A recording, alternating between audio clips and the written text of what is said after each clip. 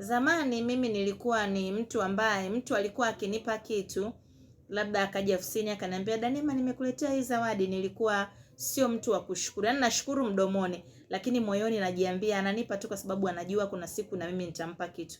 Ananipa tu kwa sababu anajua mimi nina hali nzuri, yani sina hali mbaya hivyo. Ananipa tu kwa sababu anajua kwamba atahitaji msaada wangu very soon. Kwa hiyo nilikuwa sio mtu wa kushukuru na kumuombea mtu kutoka moyoni kwa kile ambacho anajinyima yeye kwa ajili yangu. Guys, maisha yamenifundisha, dunia imenifundisha kwamba to appreciate watu ambao wanajinyima wao, wana sacrifice kwa ajili yetu sisi. Hata kama mtu ana expect kitu, lakini mshukuru huyo mtu ambaye ameweza kujua kwamba wewe kesho utakuwa na umuhimu kwake, na akajitoa, akajinyima, akatoa pesa yake, akafanya something for you. Let us appreciate these people, kwa sababu watu sasa hivi dunia imejaa umimi, dunia imejaa ubinafsi.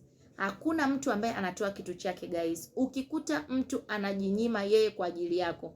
Kuna watu naona wanafanya birthday, mtu ananunua keki kwa ajili ya rafiki, kwa ajili ya ndugu. Yaani kama ndugu yako amekuvali kwa namna yote, anakununulia hata nguo, ni kiatu, ni nini. Yaani anafanya, usifikiri kwamba yeye anavyo sana.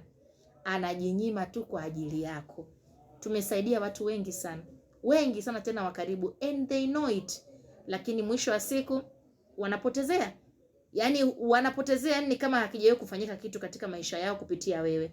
Kwa hiyo jamani, mtu kama ana appreciate, anakupa kitu, kwa kweli tuwe tuna mioyo ya kushukuru kutoka moyoni, na tuombee hawa watu, Mwenyezi Mungu aendelee kuwazidishia na waendelee kuwa na moyo huo huo, kwa sababu siku zote mkono unaotoa waga unabarikiwa, na kutoa ni kazi.